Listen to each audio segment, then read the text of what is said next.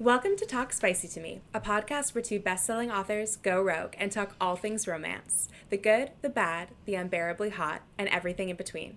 I'm one of your hosts, Gianna Darling, lover of poetic prose, morally gray men, and steam hot enough to melt your Kindle. And I'm Candy Steiner, writer of emotional roller coasters, angsty love stories, and whiskey-soaked heartbreak that'll ruin your life in the best way. Together, we're peeling back the sheets on the romance world, from sharing behind-the-scenes writing stories and debunking industry myths to swooning over our favorite spicy reads and messy book boyfriends. So grab your favorite beverage, climb into your cozy reading nook, and settle in. It's about to get spicy. With a guest.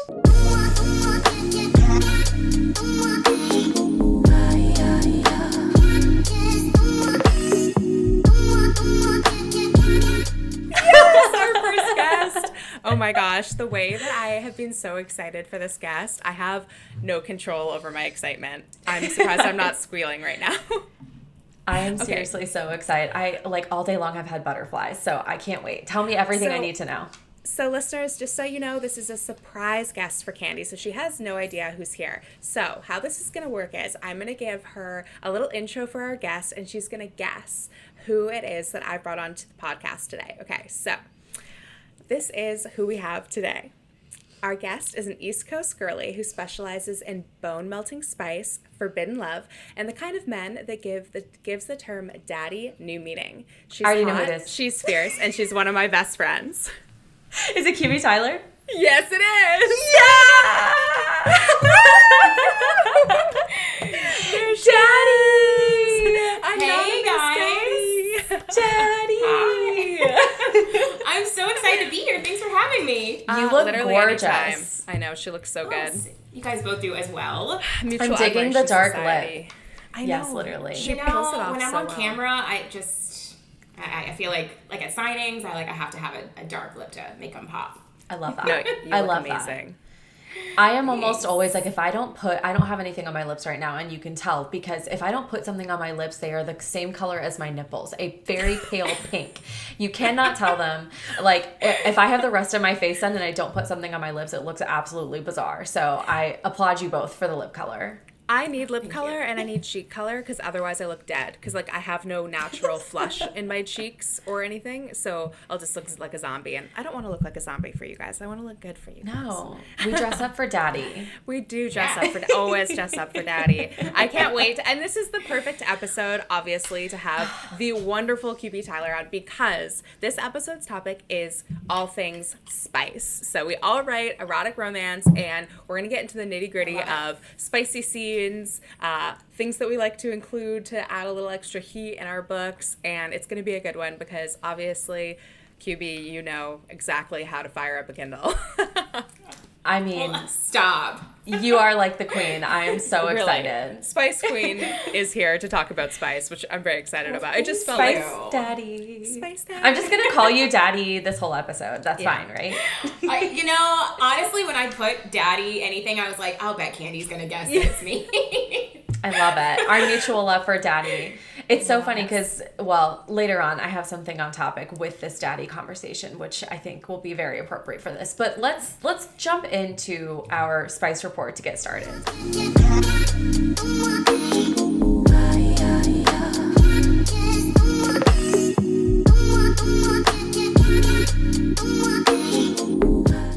So, listeners, just because we know we want so much time with QB to talk about actual spice, we're going to keep the spice report shortened this week. So the three of us are going to do whatever our hot salsa is this week. So whatever is bringing lots of addicting vibes to our life, whatever we're really loving right now. Gianna, do you want to kick us off? No. She said, no, I do not. No, I do not. I can kick us off. Okay. I can kick us off. Okay, so my hot this week is a little bit different. It's not a show or a book. What I'm obsessed with right now are friends who show up for you in all stages of life. I'm talking about friends who are there for you when you're in your party phase, friends who are there for you when you are depressed, friends who are there when you're successful and having a good time. But especially right now, my best friend is in town, and since I've become a mom, she has just shown up in every way that that you could ever dream of your friend showing up for you when you become a mom. Even though she doesn't live in the same town as me, she flies in, she makes sure that she gets time with my daughter and with me, and it just, I don't know, to me, like, that's hot. That's so hot. So yeah, that's what I'm loving. That's the hottest thing. That's what we all dream of for friendship, because life changes so much from day to day, month to month, year to year, and the people who follow you through those phases are the ride or dies. Truly, yeah. So that's, and I just like, I feel like there's so many people who sort of use different stages of life as an excuse to exit. Like, oh, you're going through something hard and that makes me uncomfortable, so I'm out. Or like, your life like your priorities no longer align with mine, so I'm out. And so anybody who just like sticks through and is like, yo, you're having a baby, I'm not, but I love that for you. So like, I'm there for that. I don't know. I love it. So that's my hot. That's a good hot. I love that. Yeah. That's a great hot. Do you want to go QB or do you want me to? Sure, I'll go. I want to throw out that she sprung this on me like 10 minutes ago. It's literally just tell us what you're into, girl. No. It's not a like rocket science question. Meanwhile, Gianna was like, but don't start with me. Don't start with me though. Right. Listen, for everyone who doesn't understand, I woke up with a raging eye infection today. I am hanging on by a thread, okay? So we still look gorgeous. I did not notice. I'm just going to weep like that villain in James Bond. That's just what I'm going to do. It's not going to weep blood, but I'm going to weep a little bit every episode. Anyway, continue. Well, I will say, even though this is not like a continuous thing, although I am going to see it again, I did see Sinners on Sunday, and that was so good. I think that was so good. I think that was my hot a couple episodes ago. It is so freaking good. Like, really so bizarre, good. hey? Like, super unique. Dude. Mm-hmm. And it's like it's like a musical, horror, like thriller, romance. Like, it's literally everything combined in such a cool way.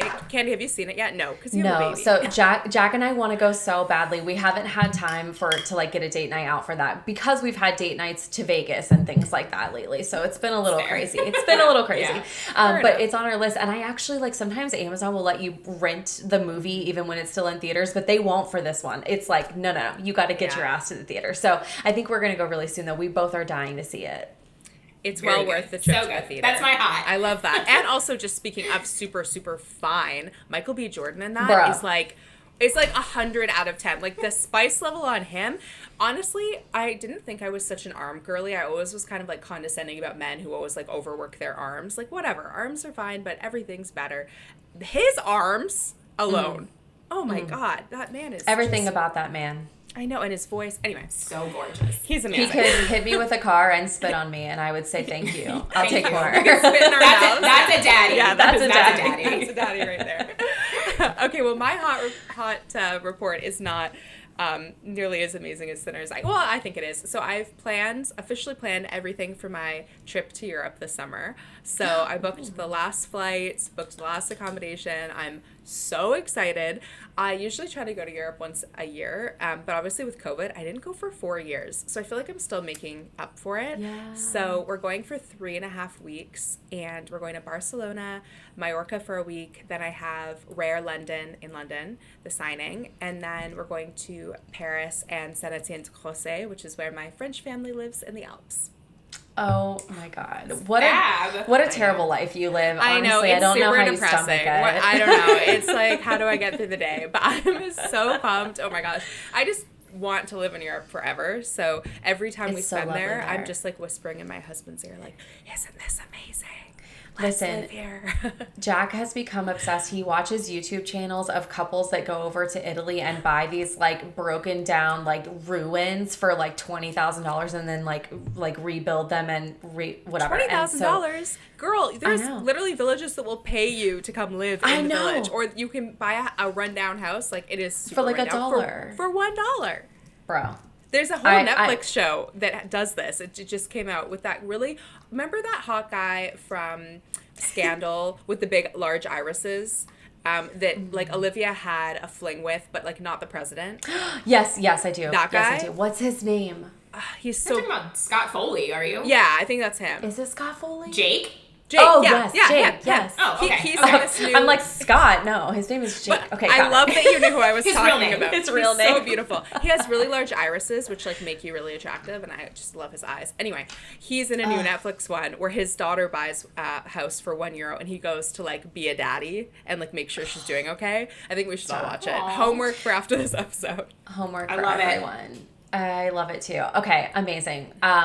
All right, my friends, I think let's get into the meat of it. So, Let's do it. I'm so excited that you're here for this chat, QB, because we have, in some of our After Dark episodes, we've talked a little bit about spice, but mostly about real life. We have not really dived into what it means, what it takes to write spicy romance. And I think we all are like different levels of spice and different methods of spice, which is so cool. So I'm excited to dive into this. And I want to start us off with a bang. Do you like writing spicy scenes? Yes or no?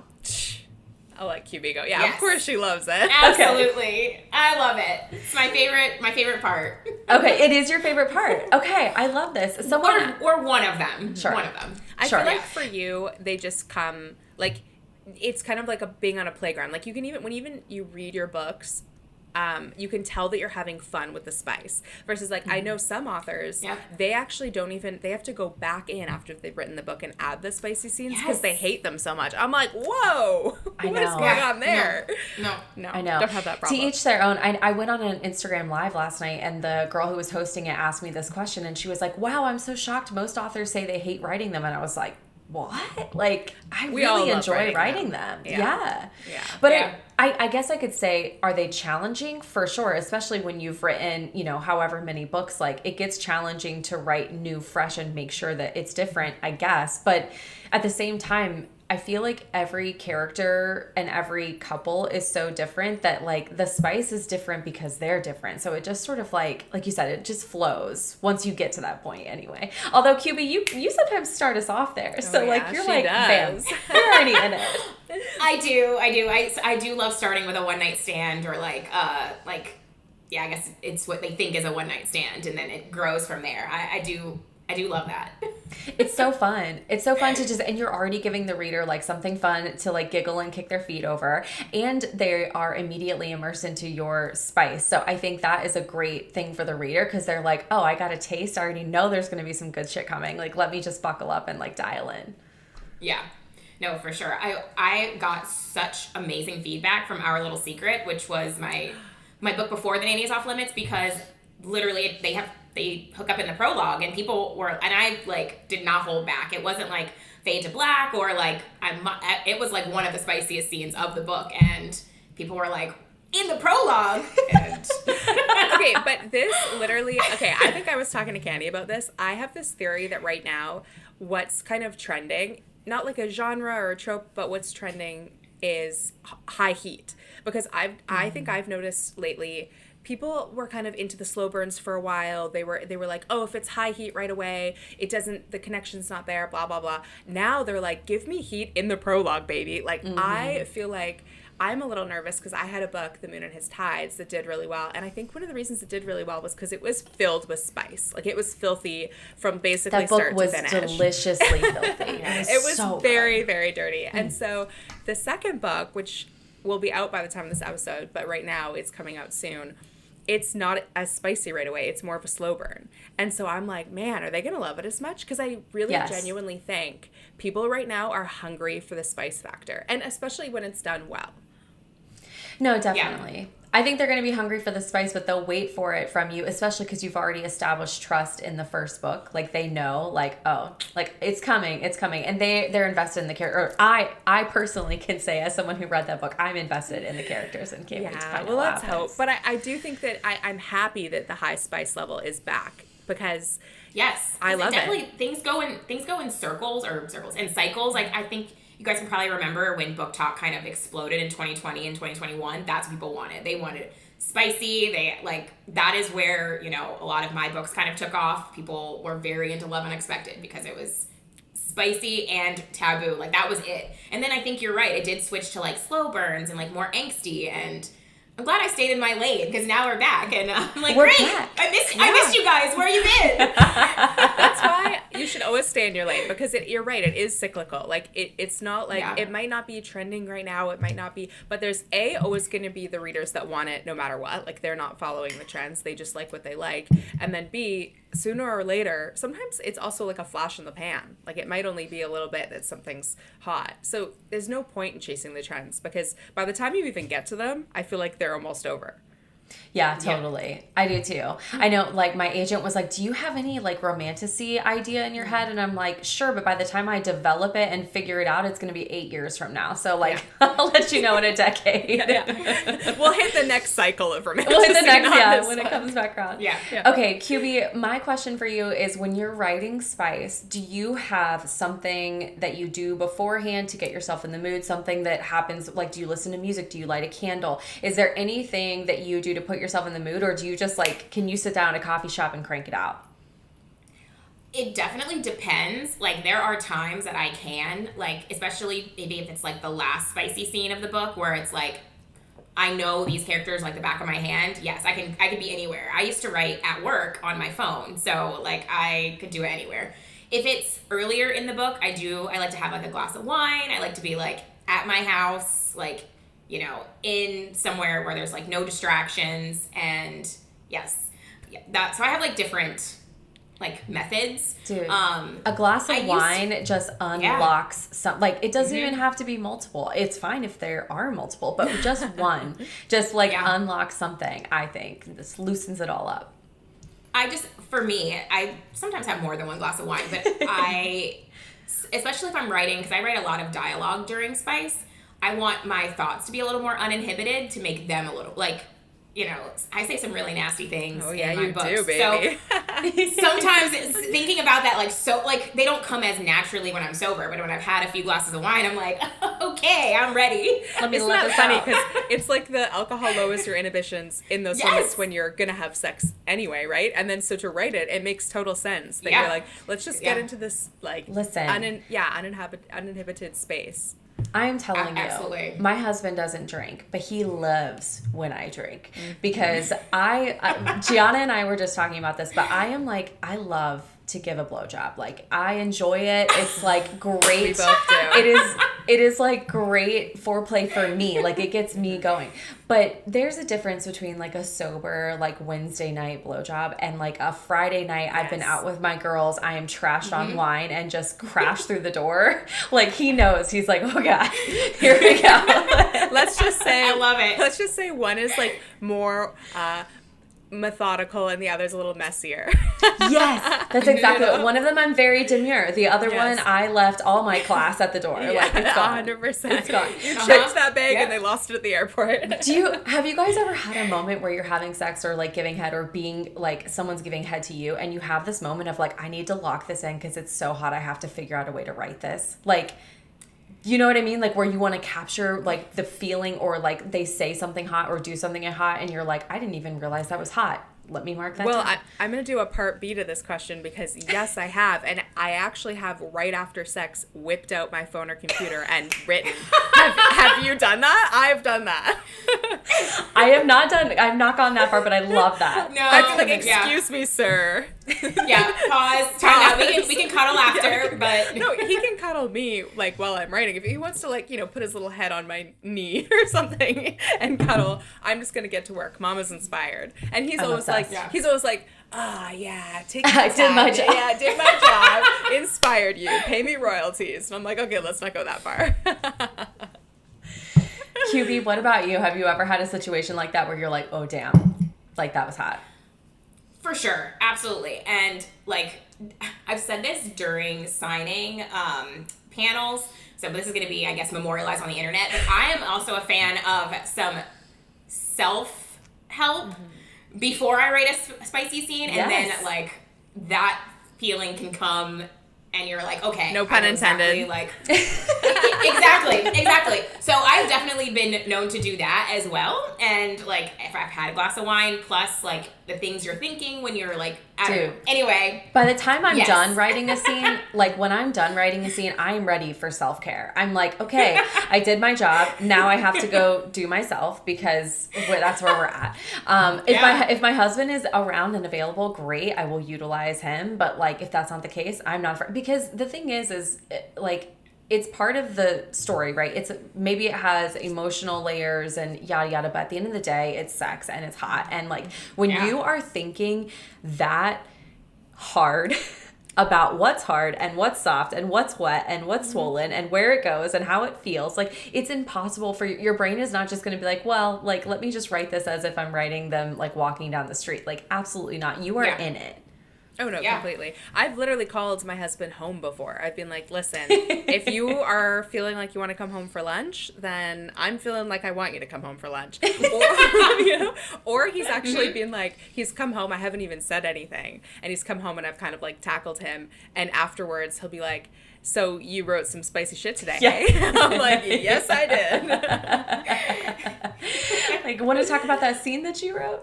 No, I love that. And I do feel like it's very like I also can write anywhere, although I've sort of become a precious princess in my later years. Like now that I have a really nice office that I love, I've like put so much energy into making this my space that this is really where I want to be. But if I have to write at like a coffee shop or on an airplane, I can. And I actually have written some pretty filthy spice on an airplane before. And I know people behind me read it because I read other people's like laptops when they're up. I'm like, if you're working on an airplane, free range for me to see what you're doing. Yeah, what's up? Literally, I just did that. QB, on the way home from the writer's retreat we were at, I was writing a spicy scene on the airplane, and I was so invested in it, right? Like, just locked in. And then I looked up, and I could kind of see out of the peripheral of my eye, the person in the middle seat was 100% unabashedly reading along. Like, 100%. And the best part was they were like a middle-aged man with like glasses that was like, that's right. You know, that's I'm just gonna take a peek at that spice. He's like, this girl in front of me is writing porn. How dare she? But also, how delightful. Also, what great in-flight entertainment. Yeah. Okay, do you guys feel like your spicy writing has gotten better over the years? 100%. I read some of my old stuff and I'm like, bro. Because I actually do read some of my old stuff. One, to like make sure I'm not like being repetitive or like, you know, anything. And two, just, you know, I sometimes like to see the journey that I've been on. But yes, my like first 2 or 3 books, I'm like, oh, this is cringy. Like, dude. Oh my God. Why did I use folds so much? I used folds too, and I'm like, why? Why with the folds? Oh, like, man. A lot. Like, not even just like a couple times. Bro. I think the first time I wrote anal, I literally said like puckered asshole, and I'm like, you could have just said asshole. You could have just said, you didn't have to say that it was puckering. We get it. We get it. No, the one that gets me is, like, I've never written this, but, like, I've seen it before, like, brown rosebud. That's the one that gets me. No. Listen, I read a lot of MM, and sometimes you see the brown rosebud, and you're like, are you trying to be poetic? Because it doesn't go that way for me. I don't know about that. Yeah. It is hard, like, when you write, I don't know if you have ever done this. I have only had a couple times where, like, my female main character is maybe a little more demure, and, like, she hasn't cursed this whole book, and then you get to the spicy scene, and I'm like, how am I going to get this girl to say tits and pussy and cunt and ass when this whole time she's been like, oh, my stars. Like, but it's the sexual awakening. It's the sexual, right? And it's the teach me daddy moments of like, oh, he's like, you know, tell me that you love me and your pussy, and you're like, oh wow, like she can say that if he's gonna tell her to do that. Like that's one of my favorite things ever.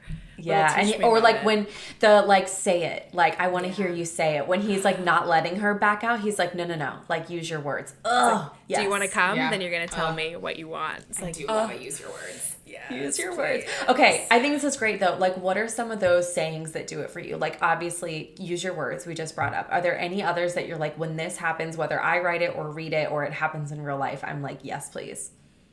I have one for QB. I love it when she has any mention of daddy in a sex scene. Oh, like the daddy. because you do in all of them. So I mean, exactly. But QB, this is actually like just to go even further into that. Like you have Daddy Spice and you have like Daddy Kink in a lot of your books, but it's not like. It's kind of like a specific daddy kink. Like it's not going all the way to like daddy little girl or anything like that. Like how would you explain what your version of daddy kink is? So, okay, you bringing up like age, like I definitely don't write age play. That's not really what I ever want to do with daddy kink, because I do feel like that sometimes does like dance on a line that I'm not like really wanting to do. But in all of my books, I think, you know, if you've read them, there is definitely a dynamic where she like trusts him and like is, you know, sometimes he is her father figure, like, so it just is like the natural thing. Like, for example, I'll give unconditional as an example. I mean, he raised her, so like for all intents and purposes, that's her caretaker. That is who took care of her. So like when it was just natural for her to kind of like call him that, I guess. And I don't know.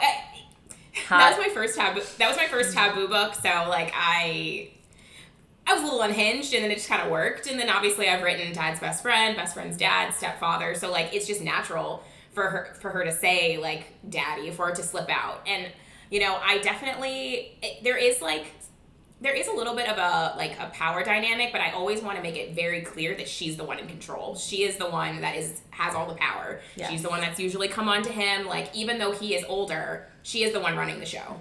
Yes. And I just think that is so important when you're writing like a difference in age or daddy kink in general. Like, as long as it is, you know, consensual among all parties, and, you know, I don't know. I find something really hot about daddy kink. I do too. Like, I love it. I feel like you have to have balls to write daddy kink or any sort of taboo element. And obviously there are many other readers who want that content, right? So it's like, yeah. I love that you have the balls. There's other authors like popping into my head that I'm thinking like they serve us when we are continually hungry for this content. And I am so thankful for that. So I love it. Thank you. That leads into like a really good second question, which is, have you ever had pushback about the daddy kink or the forbidden nature of your sexy novels, and what do you do with that when you do?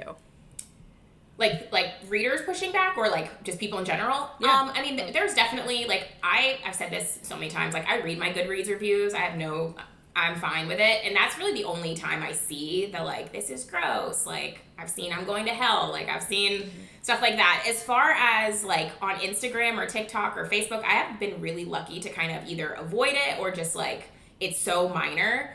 I know that there's been some taboo authors that have like had smear campaigns against them, and I feel like I've been very fortunate to not have had that happen to me. Not to say that it can't, but I just it hasn't. So I will say that I have had the most pushback going into my next book, because a lot of people are like, wait, she's in high school? And I'm like, listen, y'all read Unconditional and Love Unexpected, okay? So this is what we're doing. You know I'm capable of this. Yes, I've backed away from high school age heroines as I've gotten older, but this is what this called for. I mean, she's going to be 19. You know, she's older. She has been away. Like, she was abroad, and so she came home for senior year. So she is older, but yeah, she's going to be in high school. And I have heard at a signing, people are like, we're so excited for River's book, but her being a cheerleader, she's not gonna be in high school, right? Like, she's a college cheerleader. And I was like, nope. So maybe you skip this one. I mean, that's the thing, right? Is if you're honest about what you're serving up, then I think everybody can kind of decide what their limits are. I really, really dislike the crowd, or I shouldn't say I don't dislike them. I don't know them as a person. I disagree with the crowd that is very much up in arms about like, nobody should be reading X, Y, and Z. Like, if you don't want to read it, if it does something for you or doesn't, that's fine. Like, you can step away, you can say not for me and move on. You can even like have your opinion that you think it's wrong, that's fine. But like, other people might be able to distance themselves, say this is fiction, or identify with it in some way and be able to connect. Like, I'm sorry. Yes, consent 100% in real life. Yes, most of the time in fiction too. I do also read non-con. I also read like, I read things where there is like a dubious like age consent situation happening where like, you know, whatever. And I think that is okay to read through that, especially since I I'm sure I'm not going to eloquently say this, but like, as a survivor of some things in my life, sometimes I like to read about it knowing that I trust that author to put me in a position where it is safe and comfortable and like good things are going to come out of it. And I don't know how to explain that. I'm sure my therapist could, but like I think it's important to have it. I think so too. And I know as an author that I've written something like that for me. Like Lessons in Corruption is a student teacher relationship, so it's obviously really forbidden, and I've had people really not like that, and that's not okay. And I agree that in real life it's super problematic. Like I actually lived through a situation where that happened that was incredibly problematic. So when I sat down to write this story, it was like, how can I make this not problematic? How can I make this like make sense to me in this fantasy world in kind of a cathartic way, and that's the beauty of art. For a reader, for a writer, for the person who makes the art and the person who consumes the art, obviously you need to make an informed choice as the consumer to consume it. Make sure that it's not going to be triggering for you. Because that is, I will say, a bit of a pet peeve of mine is like, I had a book called The Affair. It's now since been changed to The Frenchman, but it was called The Affair, and people would read this freaking book and leave reviews like, oh my god, this book is about cheating, I can't believe it, 1 star. I'm like, bitch, it was the title of the book. Read the title. So I feel like sometimes, QB, I don't know if you feel this way too, it's like The Nanny is off limits. It's like, okay, listen, this is clearly an off-limits forbidden. It's in the title. Yes. Like, if you have an issue with that and you pick it up and you read it and you think I'm going to hell, girl, you're going to hell too. You read it. It's that sort of hypocrisy that it honestly kind of makes me laugh a lot of the times. It's like, you're the one who read this book. So, like, I didn't force you to do it. You made that decision. So even if you're hating on it. Especially for me, for Love Unexpected, I tell you, literally, before the book opens, I say, this book is about a stepfather and a stepdaughter. If this is not for you, please close the book. If you, like, what... I'm telling you what it is. You don't have to guess. No. Right. Because the blurb is very ambiguous, because obviously, you want to make sure Amazon's not yelling at you. So my blurb, you don't go by the blurb, but I literally say it before the prologue. Right. The thing after my copyright page. And you can get that for free on Amazon. You can do the little peek inside and it will tell you. But I mean, people are going to hate on what people are going to hate. And I think, actually, I always think of Penelope Douglas. I'm going to paraphrase what they said, but essentially it was something like, they got so much hate for the Devil's Night series. And for a second, they were like, I don't think I'm going to write anymore. And they still maintain that they're not really going to write series anymore because of it. But they said, I had to look at the scale. The joy that I get from writing what I enjoy writing will always way more than the vitriol that I get from readers. So I'm always going to write what I enjoy, because even if the hate's terrible, I still get that much more joy from doing what I want. And I always think about Penelope. That, right? Like, And you get hate no matter how safe or taboo you write. Like, I wouldn't say I have any super taboo books, but I have hate for every single book that I have written for one way or the other, right? Like, even if it's not angsty, even if it's not cheating, whatever, it doesn't matter. Like, there are many readers out there, and you are never going to appeal to all of them. So just like appeal to yourself and find your readers who align. QB and I have talked about this, about the fact that because we both tend to write more forbidden things, I think our readers are nicer to us some readers are to their authors. Like, our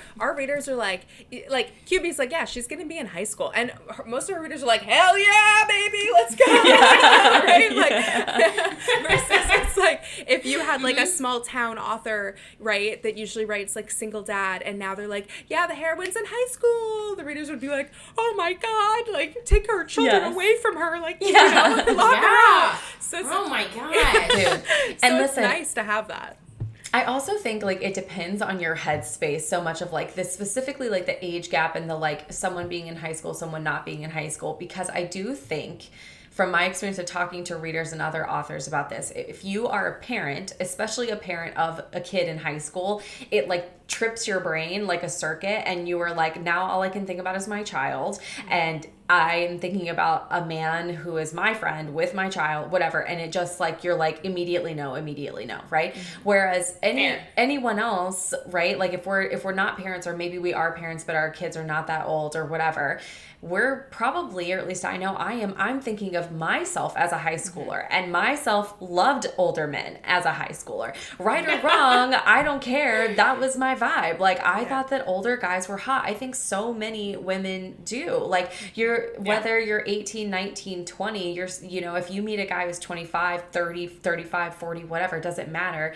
They're mature, they've got their stuff together, they know what they're doing in the bedroom. It's like, it's hot. It's totally hot. So I can totally see like someone being like, I'm thinking about children, but then you also have the other side that's like, I'm thinking about me, and I didn't feel like a child at 18, 19, 20. You know what I mean? Totally. And I think that with the maturity level that is often very different. Like I remember I was 20 and I was in college, and for the summer I moved to Paris, and I had just dated a guy in college, and he was like a frat bro, right? Like he played beer pong on the weekends, and he thought it was great if he lasted like 6 minutes in bed, and like it was, he was hot, he had a six-pack, but like it was just so kind of the stereotypical like college bro experience. And then I moved to Paris and I met a guy. I was 20, he was 37. He was the headmaster at a private school in Paris. He took me on a picnic along the Seine. He took me to art gallery openings. He fucked me in the Tuileries Gardens. Like these were situations where I need this book, Chi.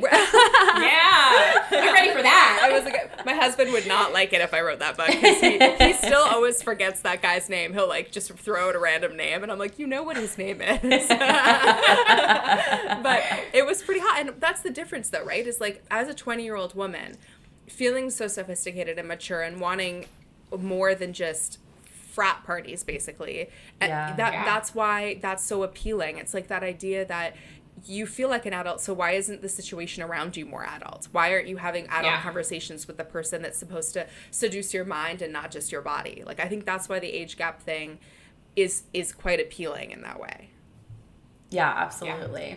I think that's right. Okay, so for both of you, what is a spicy dynamic that you have yet to write that you would love to dive into?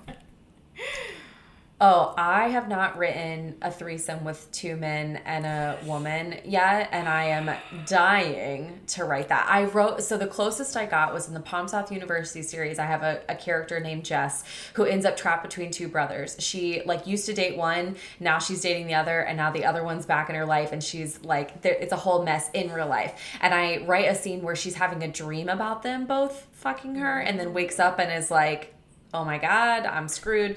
But I have never like committed to like a why choose or a multi-partner book, and I 100% plan to do that. I just don't know when, or if it will be under my name or a pen name or what. But ooh, I love that. As long as I get to read it, I don't care how you package it. Just give it I'm to honestly, I think I talked to you about this earlier in the season, Gianna, but I'm really thinking what it might be is like little like fast devour reads where it's like 20-30K priced at 99 cents. I release them whenever I feel like it, kind of thing, where I just have fun. Listen, it's giving Jessica Kane. I'm here for it. It is giving Jessica Kane. Yes. Shanora Williams also did that. She had Nora Heat. She had Nora Heat, and she would like do these little like spicy novellas. She only did a few of them, but I own them all. They were really Love that. Love it. What about you, QB? So I feel like people that are watching this are going to be like, I hope she says ex's dad, because I get that question a million times. Like, can you please write ex-boyfriend's dad? Please, please, please. And I don't know what it is that I just like, I'm sure I will at some point, but it's that, like, I don't have a draw to write it. Like, I was going to write ex's dad, and then it turned into The Worst Kept Secret, which is best friend's dad. Mm. There's just something about it that I just it doesn't like click in my brain of like, this is hot, and I have to be like into it to write it. Same. I have to be horny while I'm writing the book, or it's not going to be horny. Like I'll give you Tanya, when she beta read A Season of Secrets, she was like, were you ovulating when you wrote this? Like, are you good? And I was like, okay, I guess this is really hot. So like if I'm not like into it, then I just can't. But at some point I will write it. I just have to like feel like ready to. But I really want to write, you guys know, I mean, well, this is a perfect audience. I love writing cheating. Like, I love a good cheating book. And I think I want to write like siblings X, something of that like nature. I don't have any siblings, so I do want to like make sure I get that right. Like, if they are close, like why would they feel that they should go after an ex, like something like that. But yeah, that is definitely, I'm really into that idea. You need to read Jessica Hawkins series. Yeah, Jessica Hawkins has the Lake and Manning series. I think it's Something in the Way. Yes. Something in the Way. Oh, so Yes. good. Wow. And then, but I have the Evolution of Sin, which is that. Yes. Except they're Yes, not. Elena. They're not exes in it. They're like still. Right. Yeah. No. I read. I think I read the first two. Well, I Yes. will just say, don't give a book to the one that was scorned, because then people will like them more than the original characters. No, I know people go hard for Elena. It's Elena, right? Yeah, I people love go her. hard for Elena, They love her. and they hate Giselle. Even though I'm like, my poor sweet baby, Elena was a bitch. It's called redemption, people. It's called growth. Yeah, I don't hate Giselle, but I do love Elena. I know. Like, I do think. I think I would do brothers though, not sisters, Oh. because I just think that That's better. it just. One, I think that it alleviates some of that. It does. Like, there's something different about two guys fighting over a girl. There is. There is. that's like than, like- primal. Yeah. Yeah. It's like, Yeah, it feels Yeah. exactly like she's mine. She's Yeah. mine. Yeah. Yeah, So- and also I feel like boys fight over stupid shit. So you could just have the boys like fight over dumb stuff and him be like, "I'm gonna steal your girl. Watch." Yeah. And then like could be like a challenge that then turns into he actually falls in love with her and is like, "No, I really am gonna steal your girl though." Love that. Love that. It's giving me like One Tree Hill vibes. It's giving me CW vibes. It's giving me the love it. Salvatore, like Damon and Stefan Salvatore vibes. Oh which my God! I'm totally give here it for that. to me. I know. Give it to me. Inject it into my veins. Rub it all but over with, me. But with QB Tyler spice. Thank you. 100%. Yeah. In fact, what if the brother walks in on them cheating and just joins in? I mean, who knows? Not Candy and I writing QB's next book for her. I love it. I love the it. whole thing. Listen, I hate plotting, so please help me. Okay, I'm curious. Like, have you ever had a reader like cross the line with you when talking to you about your spice? I don't think so. Yeah, I don't think so. Okay. Maybe I just like am more like things don't bother me, or like maybe other things people have said would have like bothered someone else, but not really me. Like people have definitely told me things that they've done while they've read, and I'm like, Get it? Yeah. great, love that for you. But I'm not offended by that. But nobody's really like asked me.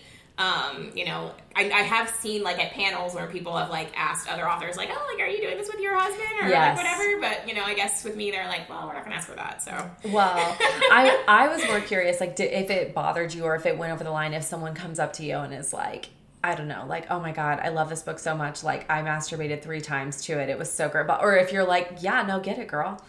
yeah, no, I'm definitely like, get it. I love that. I love that for you. That's great. Like I've definitely heard that. I've heard like I had to call my husband to tell him to come home. Like I love that. I'm like, Yes. that's great. That's a compliment. Like Yes.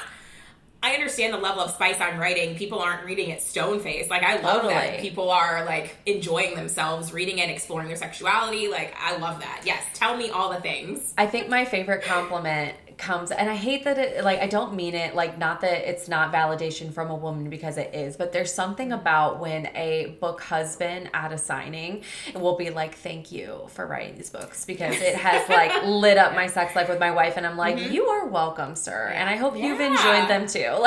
Like I love love when like straight like cis men are like, yes, like I read your books and enjoy them. I'm like, yeah, you do. Yeah, you do. Yeah, Yeah, you do. Love it. You're welcome. Or yeah, I think when it's like there's those things on TikTok where people are like, books that my husband loved but he didn't read them, and I'm like, yes, Yes, I Yes. do love that too. love being on those I do love lists. that too. That I is will so say great. though, QB, while that question that I posed to you was not about the husband thing, it is a really interesting point that you bring up, because I have like two of my sisters-in-law, all of them actually, are really big readers, but they will not read my books because they're like, I can't read them without like thinking about my brother. Or like I have friends of mine who are like, I can't read the spicy parts of your books, or I can't read your books at all because I don't want to think about you like that. And I'm like, that is such an interesting take for me, because I mean, like we just talked about this, right? Like, yes, I'm getting hot while I'm writing them. I hope I'm getting you hot while you're reading them, but I'm not like, let me write verbatim like what happened to me and Jack last night. No. Yes. I think it's weird that people even assume that. Like, I have that similar situation. I think probably every author does. In like, my sister-in-law won't read them because she's like, it's you and my brother. I'm like, it is so not me and your brother. Like, it's so not. Because I think, I know some people, like, I know one author who she does literally picture her and her husband every single time she writes. I think that's actually abnormal. Like, not abnormal, but not the norm. Like, I actually think we usually are totally invested in this fantasy with these characters who are telling, like, we're the biographer. They're telling us their story. We're not self-inserting. Right. Like, this these are people who are telling us what to say and what their lives are doing. And so I'm looking at them. Yeah, exactly. You're watching them. Yes, you're watching them, and you're not in there with them. So I think it's kind of funny that people would think like, oh, of course it's you and this person or you and that person. Right. It's like, no. I'm nothing like the heroine and you're nothing like the hero. Like, it's different. And I think people struggle with that sometimes. Like, or even that we might write about something that's not our thing. Like spitting in the mouth. Candy and I were talking about this last episode. We're talking about, like, is it hot when someone spits in your mouth? It's like, in fiction, it can't. Yes, I knew you were going to say yes. I knew you were going to say yes. We were like, sometimes, like, I was like, sometimes in fiction. Candy was like, no. So, but it might not be my thing, but I might write about it. You know what I mean? Like, it's not like everything that you write about has to be, like, coming from who you are and the fabric of what makes you QB or Candy or Gianna. I'm about to write Carter and Livia's book. I'm already working on it. And Livia is like, she's a dom. Like, not like full on BDSM, but she is dominant in the bedroom. She takes control. She's a freak in the sheets. And I am so the opposite. I want to be controlled in the bedroom. Like, I want to relinquish everything to you. Like, you dominate me. Thank you very much. But it is so fun to get into her head and think about it. And like, oh my God, just the scene ideas that are coming into my little messed up brain. I'm like, I don't know how somebody could read something where like the guy is so dominating and then read something like this where the girl is and think like, oh yeah, obviously this is Candy and Jack. Like, what? In what world? Yeah. You know what I mean? It's all about for me, it's all about the characters, and I'm sure you guys would agree. It's like when you're writing for them, it's who they show up to be on page is how that spice is going to play out, which is a big reason why I have written 40 novels and there's not one spice scene that's repeated, because they're all different couples. They all fuck differently. 100%. No, for sure. And that's why I think spice is so pivotal, in my opinion, and I think you guys will share this, to writing a romance, a really thorough romance, because sex is what takes a platonic relationship to a romantic relationship, that sexual chemistry, that sexual bubble. And to have it fade to black, to have it not included, that's a whole element of your relationship, like a whole vital organ, basically, that you're not showing, that you're not having the readers understand.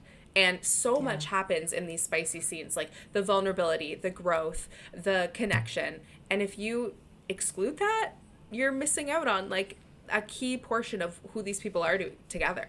So I read my first Katie Robert book last year, and she's like full on erotica, which I knew going in. I was so excited. It was for a book club here in Chattanooga. And it starts off very quickly getting into the spice. It was really cool. It was like an interesting tell on like Hades and Hercules and Meg. That was really fun. It was really fun. But like after the first romp, you slowly, like, you get into the characters and you find out their vulnerabilities and like what's going on between Meg and Hades, and then like what's the connection with Hercules with the two of them, and that sort of enrichment pulls me deeper into the erotica. Like, I guess I've never read even erotica that doesn't have some sort of emotional layer. And I think that is such a huge part of it for most women, not all women, but for most women, which is why a lot of us would rather pick up a spicy book than watch porn, right? Like, yeah. It's that mental stimulation. And I think, like, also, you know, if you're having sex multiple times as a person, but also as a character in a novel, there is going to be some emotionality to that. Like having a one night stand, sure, like whatever, you know? But even if you're coming back for more, you're coming back for more, usually not just because he gave you 6 orgasms in a row. Usually there's some sort of other thing that's driving us, because we tend to be complicated creatures, women. And so we want a little bit more than just that surface level, like chemistry. And so that's why I think you can have erotica that also like hits home, because that's a very vulnerable, like emotional place to exist in the bedroom. And I think it's, oh, go ahead. You go ahead. Oh, okay. I was just going to say, I think all of us, you know, we have 3 to 4 to 5 spicy scenes in a book, but each one of them are different, and each one of them still drives the story forward. Like you have, you know, at least with me, and I think, you know, for you guys as well, like you have the scene where they first have said I love you, either right before or maybe during it, like the first time they maybe do like some other, you know, very emotional and like vulnerable position. Like I don't believe in spice for the sake of spice. Some people might think that my spice scenes are, but there's always one thing that's different in every spice scene that like pushes the story forward. You know, I realized this, like, I was kind of going through my backlog, that I've written a virgin FMC like 6 or 7 times. Like, so, and I don't, that's so like, I'm not innocent. Like, even when I was 17, I don't think I would really call myself innocent. I was like reading Cosmo, trying to figure out how to be better in bed at 17. Same, girl, same. All of us were, all of us. So, you know, I 100%, like, I'm like, well, I keep writing all these virgins, possibly because of, like, the dynamics that I'm writing, like, you know, whatever. But, you know, the first scene is obviously really emotional. Like, she's in pain. Like, I don't usually make her come the first time. I try to be realistic. Like, you know, but then the next time it's she comes. Or, like, you know, she's, like, kind of taking control and being like, you know what, this feels really good, you know? Like, I like the way this feels. I want to be on top. So I do think that spicy scenes are so important, because I do think that they push the story forward. They like, do. They absolutely. do. And you just brought up one of my favorite things about spice that I think is so under talked about and underrated. And that is prep and cleanup. Like, I'm sorry, but you clean me up after. Like, I am in the book with you and he goes and gets a hot washcloth or carries her to the bathtub. There's like some soothing care after he just like choked me out. Yes. 3,000 times yes. Yeah. Well, the aftercare, because again, that's an emotional like component to that scene. It's like, okay, no matter, it's basically that idea, and I think it's like something primal in all of us, that idea that we can be ravaged and ruckus. And then afterwards, they're going to go from like primal caveman to total gentleman, and take care of you and lavish you with a different type of attention and show you how important you are in a different kind of way. Like that 1-2 kind of note is perfect. That's what we all want, I think. Yeah. 100%. And then the prep too, like, I'm sorry, for me, like I love a good anal scene in fiction, in real life, everywhere, okay? Everywhere, but same. Prep is like so hot to me. Like, I don't need you to just like spit on it and shove it in. Like, I want to see everything you do to get her ready, to get yourself ready, like whatever, and then the aftercare as well. But like that stuff to me, I think I'm not gonna like, you know, I think of some books that I've read where I am like, oh man, I wish that I would have been a beta reader for this author, so I could have just told them to slow this down a little bit. I think sometimes there's like, we got to get them to come, or we got to get them like penetration or whatever. And I feel like penetration for me is like, if we're on a scale of my sex scenes, it's like this much is getting them to the point, and like this much is actual penetration. Of course. Absolutely. Yeah, 100%. Because the build up, it's all that tension, and then the climax is basically the penetration. And so you obviously want the foreplay to be the meat of it. And also that's more where you're like QB was saying, she likes to have a lot of dialogue. Like that's where a lot of the dialogue comes in. That's where a lot of the I think that's also where a lot of the dynamics can come in, and the kink can come in, like the praise, the degradation, the teach me moments, the whatever it is. It's really in that meaty foreplay section or prep section. And also and readers love that. Yeah. I've had actually like comments of people being like, I love that before your girl or your, you know, they are about to do anal, she takes a bath. Like, you know, she wants to feel at like, and I've written pegging, and they were like, I have JP like going through like what I've done to kind of like make sure this is okay for me. Like, those things are important, because that's like, it's real, you know? It's, no, absolutely not. I do not. I can never do like an anal scene and like just spit on it and we're good. Like when I read them, I'm like, oh my God, The first anal scene I ever wrote, the first time I actually had somebody who reads a lot of that, like a lot of anal, beta read it, and she was like, you need a lot more lube. And ever since then, I've always been like, if I think it's enough, I need more. I need more. I will say, like, I have had to sometimes remind myself that what is normal for me is not normal for everyone. Like, I am a wet little willy most of the time, like all the time. And so for me, I was just like, oh, he can just like run his finger through there and then move it to the other side and we're good to go, right? Yeah. But that's not always the case. And so I do think that's something that my beta readers have been so helpful with, is giving me different perspectives of sex. And like, that I think is really interesting. Go ahead, G. I was just going to say, I'm so glad you brought that up, because I have that too. Where like that specifically, I was thinking in my head while she was talking, I'm like, yeah, see, that's what I like to do. But it's really, it's really fun. You know, it's just easy. It's right there. It's ready made. Yeah, it's right there. Au natural lube. But it's also like, I remember a reader, she got quite upset because there was like, in one of my books, there was this really intense like oral sex scene. And we talked about loving to give oral. Like, nothing will turn me on. I can have a headache. I could be grumpy as hell. And you put me on my knees and I'm like, okay, I'm into this. Like, let's go. I'm in my happy place. And this is my happy place. It's like a meditation. It's like, I don't know. I love it. And so I had this scene where it was like this really intense oral, and it went on for quite a while, and she was like kind of choking on it. It was intense, right? And afterwards she was like ready to come. Like, he basically penetrated her and she came. And this what book is this for science? I actually think it's Welcome to the Dark Side. Okay, great. Good to know. I think it's either Welcome to the Dark. I think it's either Welcome to the Dark Side or Inked in Lies. I can't remember which one it is. It's in the Fallen Men series, because this woman was like, I love your books. I love the whole Fallen Men series, but I felt like this was so unrealistic and like whatever. Mm-mm. And of course I'm like in this weird position where I'm like, girl, listen.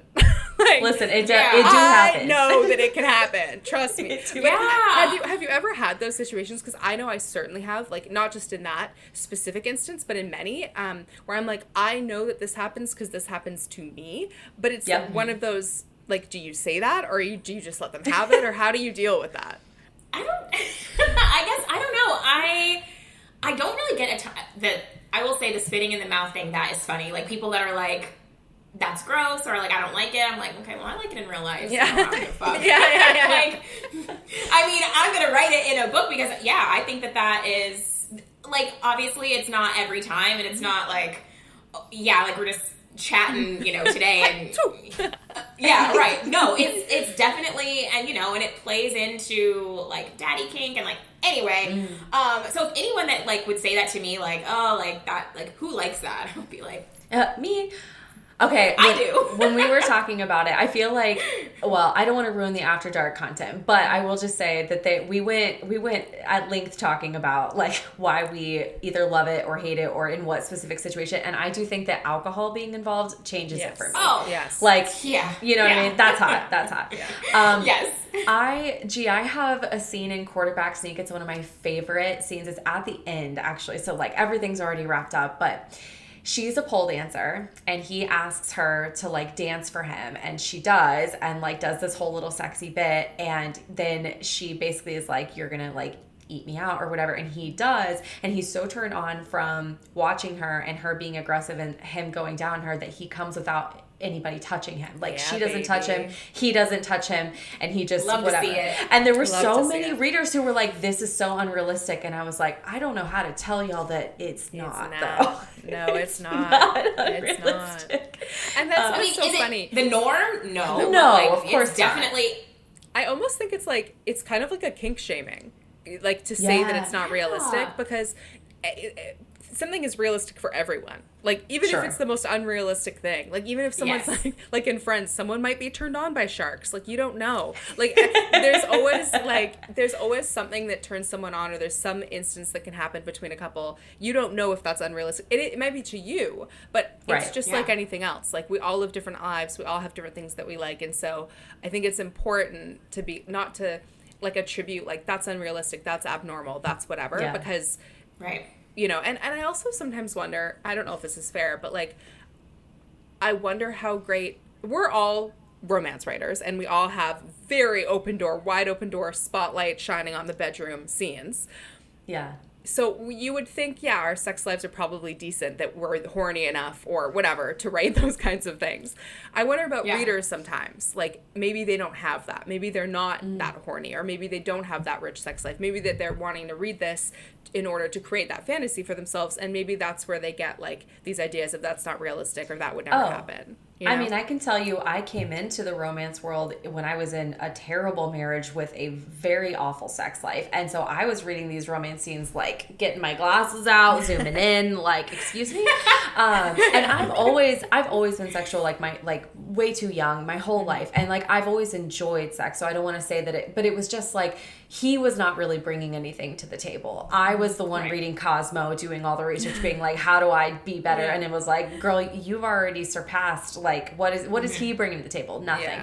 So romance books, I think, are so interesting in that, like, I do think they open a door for a lot of women to wake up and notice that maybe they are missing something, or being like, wait a second, is this possible that I could have pleasure, that I could be pleasured first, that I could be pleasured multiple times, that I could be vocal about what I want? Like, it is so empowering. But on the flip side, I also think that a lot of people think that it does only exist in books. And that's where I want to be like, no, it doesn't have to only exist in books. Like, all of us have, you know, been blessed to have not just great sex lives, but great loves in our lives. And we know that, like, both things can exist. Those great love stories and those great sex stories can exist. Yeah, you just have to be patient, or you have to be driven, or you have to be whatever in order to make that happen. And that's what makes me sad sometimes. And when I say to people like, oh yeah, well, you know, Zeus Garrow, who everyone loves, one of my characters, like, oh, Daddy Z's only, I'll just have to reread the book. I'm like, listen, you probably can't find exactly the outlaw motorcycle club biker that is like Zeus Garrow, that looks like Jason Momoa, whatever. But you can find a man who will love you just as much as Zeus Garrow loves Lulu. Like, that can happen. It makes me sad when people write that off. Or you can have a great sex life like you read in these books. You can. It's just up to you to, like, take the bull by the horns and do like our female characters do, which a lot of them experience sexual empowerment in these books. And you just have to find that for yourself. I wish that they more took it, like, literally than it's just a fantasy. Yeah. Yeah, I love that. And I will say, like, thinking about the unique situations, right? Like the ones that were like, oh, or they might feel like are so unrealistic. I do think it's important to maybe, like, save those for the characters where it makes sense. Like, not all of my characters are coming without being touched, right? Like, it made sense for Holden. It made sense for him. Same with, like, I think we can all assume if we're writing romance, part of it is a fantasy, right? And so we're not writing guys who have 4-inch dicks. Like, we're just not, right? They all are well endowed and know what to do with it, right? But I have, like, certain characters in my books where, like, I make it a thing. I'm like, this guy's cock is so large that she has to, like he's worried for her. She's worried when she sees it. There's, like, it's not pleasurable for the first 5 minutes. There's a stretching involved, like, right? Like, there, like, and that is part of that character, right? Like, it's not going to be every guy, but there's, I mean, Daddy Leo in Hail Mary, he is that guy. And, like, I mean, people talk about their first scene all the time. They were like, I was so scared for her. Like, I was getting out my ruler, doing the math, thinking, wait a second, right? Yeah. And so I have is a character it realistic? named Boner. Like, same thing. And his name is Boner. Like, is it realistic? No. But it's okay for a certain character. Like, it's fine. Yeah. QB, do you go into detail when you describe girth, or are you just like, let's just assume he's well endowed? So I think, okay, I definitely, usually the first spicy scene, I try to put it in his perspective, but some of them I do have in hers. And there are definitely moments, like in Unconditional, Maddie is like, whew, like, I knew you'd be big. Like, she'll say stuff like that. It's not like a whole, like, I'm not giving you an anatomy lesson. Bring out the ruler. But I definitely have moments of her POV where she's like, you know, wow, you're really big. I've had, you know, where she's kind of like gasps and he's like, don't worry, baby, it'll fit. Like, yes. You know. I have that, Yeah. but it's definitely, it's not, you know, I don't emphasize like, oh my God, this is the biggest man ever, because I know that it's a fantasy, but I don't need it in books, so I just am like, I don't need to put it in there. Like, yeah, he's like very well endowed. He's, you know, she can't wrap her hand around him. Like, no, I typically, because also I think when women are reading, they are self-inserting. So sometimes I do feel like, you know, women might be like, oh, like I can't relate because this man is 5 times the size of my husband. So I just kind of like let people think, you know, I don't just put a ton of emphasis on it. Like, yeah, he's hard, you know, like when she's going down, like when she's giving him a blowjob, like, yeah, she chokes a little bit, like, yeah, she does. make it so like you seem like he seems big, but I'm not like, yeah, this man is 10 inches, he's the size of a soda bottle. Yeah. Like, right. No, I just kind of like let you draw your own conclusions. But I have read books where, you know, it's like he's really big, and I'm like, all right, let's go. I am kind of like, all right, yeah, that would destroy my insides, but let's go. I can feel it in my throat already. I love it. Okay, I have a question that I've been wanting to ask. What do you think is your hottest book? I don't want to do scene because that's harder to pick. I think book.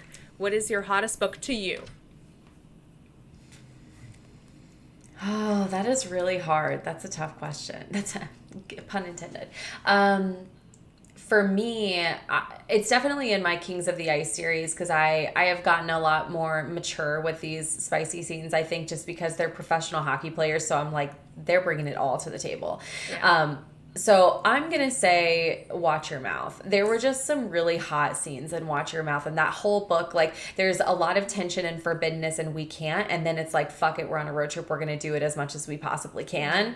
There's multiple fun scenes in that are really, like, just... Like, there's a 69 scene in that I still think about to this day. So I think that's the one. That's the one. I love that. What about you? I want to preface this by saying that my spiciest book and my most taboo book, they are not the same. Yeah. Although my taboo book is very spicy, I do think that What Was Meant to Be is my spiciest book. Ooh. I think that, yeah. Love just that. Based on, and that's like one of your, that's like your most popular book, would you say? It is number 2. Love Unexpected is my most popular, but I think it is just based on like time. Like, sure. Yeah. What Was Meant to Be hasn't been out as long. I think that eventually it will surpass it. But yes, I just think that like the pegging scene, like the FaceTime scene everyone talks about, like that it's like, yeah. When there was a lot of iconic sex moments in that one for sure. Yeah, I'm reliving them. If anyone's watching this on YouTube, you can see the distant glaze in my eyes as I'm reliving that book. But I still say Unconditional is my most taboo, and there is definitely some nastiness in that too. Oh yeah, love that. Yeah. Gee, what's yours? I mean, okay, I guess The Moon and His Tides is really spicy, but for me, I want to say, like, Enthralled, which is a dark romance, and she's sold, yeah, it's really spicy, and it's dark, so she's sold into sexual slavery to repay her father's gambling debts to a, like, modern-day British earl, and she's basically his sex slave, and so he just, like, puts her through the paces, he, like, pierces her areas, he puts her in, like, it's very BDSM forward, but it's also like she's a virgin when she goes to him. It's very sex forward. It's super hot in my opinion. Like, agreed. I love it. Okay, it's one of my husband's favorite books. It's hot. Of course it is. Yeah, it's Elena and Giselle's sister. So and it's just like, to me, I think it's hot as hell. I think that's my hottest one, just because it is, the sex part of it is obviously like the basis of the book, and so there's a lot of sex scenes in there, very like long and graphic and delicious. I still think about him when he's like getting whipped for her. I still think about that. Yes, I love that one. Yeah, I'm just gonna read 2 Gianna Darling books back to back. I need the choking on the cock scene, and now I need Enthralled in my life. I'll send you them. I mean, that's the thing that's also fun, and I feel like we can all agree. as we write however many books, like Kenny, you've written the most out of us, but we've written lots of books, all of us now. It's not like, oh my God, I'm so anxious because how am I going to think of more sex scenes? It's like, oh my God, how fun is this that Dude, I get to think of more sex scenes, right? Yes, Like, so how, what a cool part of our job that we get to sit there and fantasize about yummy, scrummy sex. Dude, for real. If I've ever gotten to, and it has happened a couple times in my career where I've gotten to the sex scene and I've woken up to write the day I'm supposed to write it and been like, ugh, and I immediately know something's wrong in the book. Like, if I am not frothing at the mouth and like ready to write this sex scene, then I know I need to take a moment and pause and like go back because something is off. And it always helps to do that. That's such a good barometer to see how it's going. Yeah, because sure. if your characters are not frothing in the mouth and you're not frothing at the mouth to make them bump Your uglies, readers aren't going to. like your readers aren't going to. Yeah. No. Exactly. I love that. Okay, I have a question for y'all that I'm curious what your take is. I know it's very controversial. I know my take on it is controversial. Spelling out safe sex in romance books. And what I mean by this is that there must be a conversation and or there must be a condom. Like there's some sort of, I am not going to give you an STD and I'm not going to get you pregnant explicitly stated. Do you agree? Like, yes, I love that. I want that in my books. Do you hate it? Is it somewhere in the middle? Like, what do you guys feel about it? Boo! Right? I feel the same way. I literally, like, I do it sometimes. Sorry. No, you're good.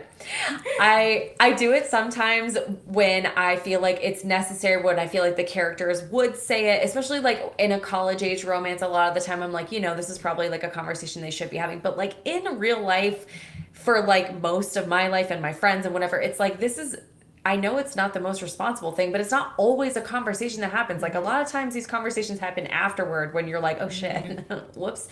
Yeah. But also in fiction, I'm like, man, I wish readers could give us the grace to just infer it and be like, you know what? At some point they probably talked about this, or like, let's just assume no one has an STD and she's on birth control. Like, does she really have to stop him when he's about to penetrate her and be like, by the way, I'm on the pill? Like, I kind of hate it. I do too. I think that there are just different scenarios. So I'm an author that does do the conversation. Caveat.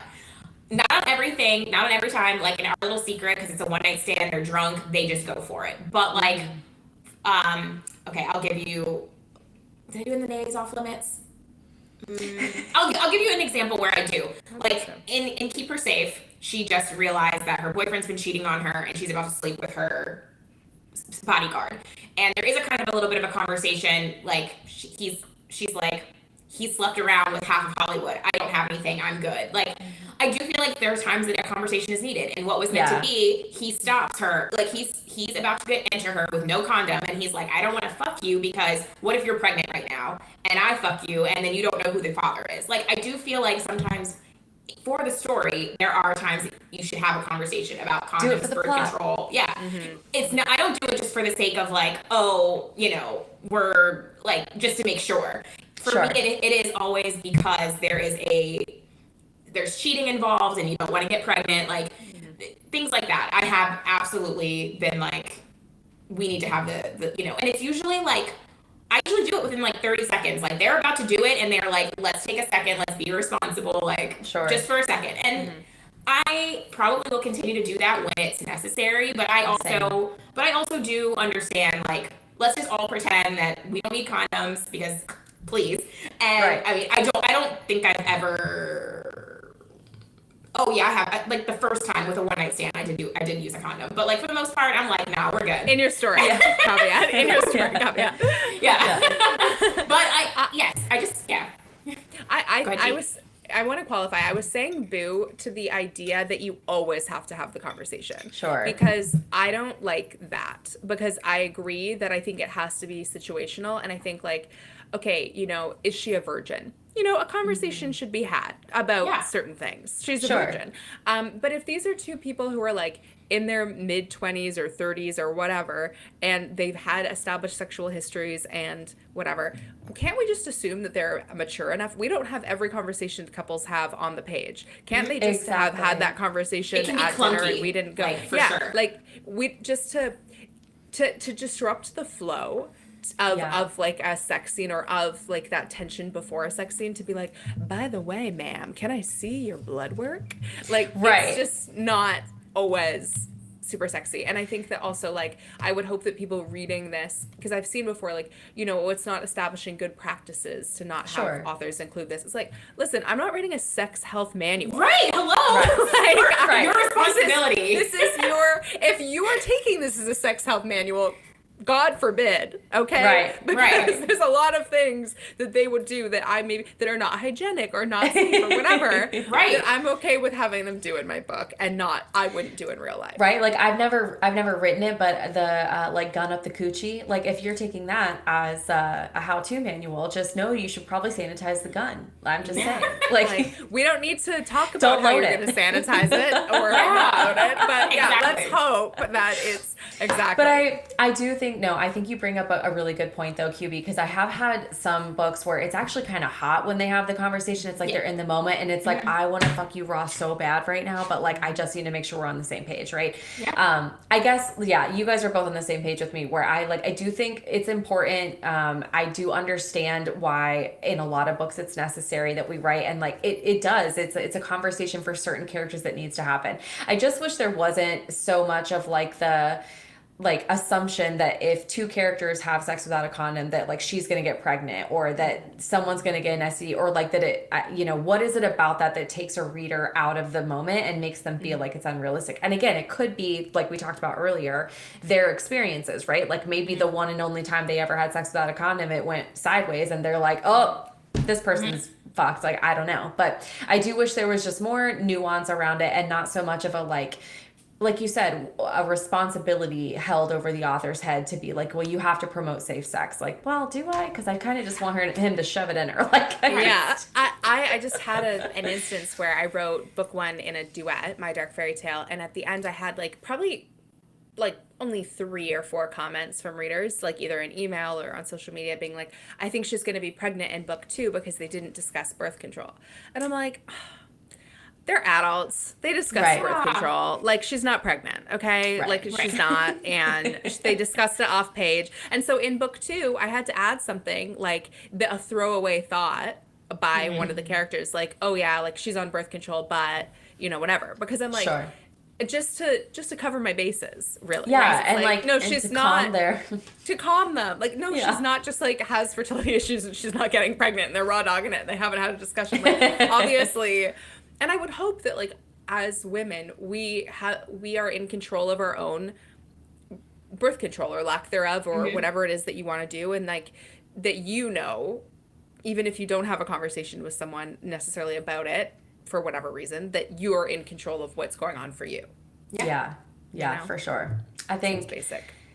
I think this was a fantastic conversation. We could probably go for another hour talking about this, especially if we all, if we were at a bar after a signing, as we so often are. Yeah, for sure. 100%. But I want to jump into, so QB, one of our segments that we end with is a red flag, green flag scenario. So it's when one of us brings up a scenario, we talk about, like spitting in the mouth, we talk about, is it a red flag or a green flag, both in real life and in fiction? So I have one for you guys. I have one for you guys today. I'm really curious to hear your thoughts on this one. Okay. When he tattoos his name on you unknowingly. Without consent. So he tattoos, or a sign or something that claims you. And okay, I have questions. You're like, what's the follow-up question? Like, have they said I love you yet? That's a good point. Let's just say you can qualify it however you want to. I just want to know red flag or green flag. All right. Okay. Oh, me. Okay. I think that it is. I think it's a red flag in real life. I don't have any tattoos, so if someone did that to me, I'd be square up. Are you kidding? Okay. In books, I think we all write very morally gray characters. I do think context is important, so I'm going to say that it is green, depending on context. Because I like the possession. I like she's mine. I write that a lot in books. You belong to me. don't let any man within 10 feet of her. Like, that's how all my heroes are. Now, Yes. while none of them have tattooed their, anything on, her, but I can see some of my heroes doing it, but I feel like she would consent. Like, she'd be like, if you did this to me, I wouldn't be mad. Like, that's... Yeah. Wait, is it tattoo them or tattoo the girl? I thought it was tattoo. Yeah, that's what I'm saying. Like, he would tattoo her, right? Yeah, that's the idea, is that he tattoos his name on her. Well, he tattoos... She's like asleep or something. Right. I don't know. I misheard that. Okay. He tells her he's tattooing something else, or she's drugged, or she's asleep. Like, there's a lot of ways it could go down. But yeah. I don't know if I could sleep through a tattoo. I have quite a few of them, and I can't think of one that I could sleep through. You'd have to be drunk. Yeah, for sure. I have written that. I've written that before. And it's in Inked and Lies. It's in Inked and Lies. But I will say it's a bit different in that, like, so she goes to him to get all her tattoos, and she's his, like, muse, but he makes secret notes in all her tattoos that only he knows about. I'm obsessed. So, like, little, like, love letters basically to her and all the tattoos that, like, unless you look closely, you wouldn't know. See, that's green. That's a green flag. That's like hella green. That's like all bright green everywhere. Yeah, neon green. That is like, and I will say also, like, I almost unequivocally want to say green flag in both real life and fiction, only because I'm unhinged possessive. Like, unhinged. Like, I want, like, if Hayden was like, I want you to get a tramp stamp of my name, I'd be like, okay. Like, right now. Right now. Like, it's actually a well-known thing between us. I'm like, if he got a tattoo for me, it would be like the ultimate thing that he could ever do that I find the most romantic thing in the world. It's like, I want a barcode that defines me as his, and I want him to have one that defines him as mine. I love that. A barcode. Like, that's what I want. That's how aggressive I am about it. And I just think it's why I have so much tattooing in my books. And people get tattoos for each other all the time, because I'm like, tattoos are art that represents who you are and what you're passionate about. And to do that for someone is just, like, to me, one of the ultimate expressions of, like, your depth of belief that you are soulmates, or that you're meant to be, or that you will be together forever, because this is going to last forever. And so I think it's so amazing. Consent or not, I think it's amazing as long as there is love involved. Sure. Yeah. That's why I was like, are they in love? Like, what? Are they? Yeah. If it's like some guy at a party, like, tattoos her when they're both drunk, it's like, no. Like, they don't even know each other. That's crazy. I think I'm a little different on this. So for me in real life, it's a red flag only because I care so much about my tattoos that if you fucked with what my plan is, I would be so upset with you. Like, I get that. Even if I think it's hot, like, if Jack was like, I want you to get a tattoo for me, I would be like, fuck yeah. I would immediately start, like, brainstorming, what am I going to get? I probably will get a tattoo for Jack eventually. It's something that represents us or him in some way, right? Mm-hmm. But if I just woke up and, like, his name was on this arm where I planned to get a lion, I would be like, bitch, that was a reserved parking spot, okay? Like, you fucked up my design. You fucked up my design. Now, I will say for me, weirdly, I can't get down with someone spitting in my mouth, but in fiction, green flag if he tattoos her. I don't care if she's drunk, if she's passed out, if they just met, like, I don't care. To me, that would be something that it would be so unhinged that I would be invested. Like, I would be like, this motherfucker just tattooed her? Yes, immediately, yes. I love unhingedness when it's possessive. Like, I just find it, like, give me some stalking, give me some, like, branding. Like, in Enthralled, he also brands her. Like, I'm not even talking a tattoo. Like, he literally brands her with his family seal. Like, that's how intense I want this to be. Like, I want to be yours in every which way I can be yours. Unless it's matching outfits, because that's where I draw the line. No matching outfits. No. Hard pass. That's where the line's drawn. Not unconsensual tattooing, but no, we're fine. But no matching polos and, like, no matching pajamas. We can't do it. Can you imagine if Hayden and I showed up to something with you guys and we were in matchy? You'd know something was wrong. I was gonna say I would immediately check your wellness. If you're okay. Yeah, exactly. Yeah. Correct. Okay, guys, this was amazing. I think we are going to wrap up because we do want to get a little after dark mini session in with QB before we let her go. So if you are a part of our Patreon, you can have access to that. And I'm really excited because we are going to talk about, the theme is what he did what with his tongue. It's all about oral spice in fiction and in real life, what works, what doesn't, what we've learned over the years. So I'm very excited to talk about that. You can find our Patreon on our social media. We are everywhere that you are. So we're on TikTok, we're on Instagram. We have a Facebook group that you can get access to through the Patreon. So we are literally wherever you want to hang out. Whether you do Patreon or not, come and talk to us and tell us like whatever your hot takes are on the spice that we talked about today. And before we go, I just want to say, QB, can you tell us what's coming next this fall for you? Yes. The Cheerleaders Off Limits is next. I don't know when exactly this episode is airing, but if it is the fall, I probably already started teasing.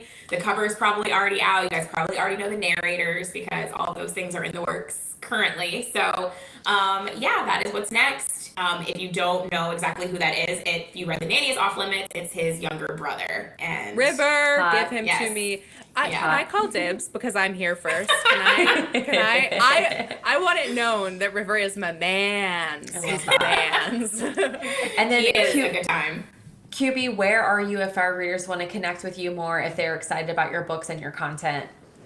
You can find me TikTok, Instagram. I'm on Threads. I have a Facebook group. It's called QB's Hive. Find me there. I'm mostly on Instagram. You can DM me, comment on something, and I will definitely get back to you. I'm always online. It's a problem.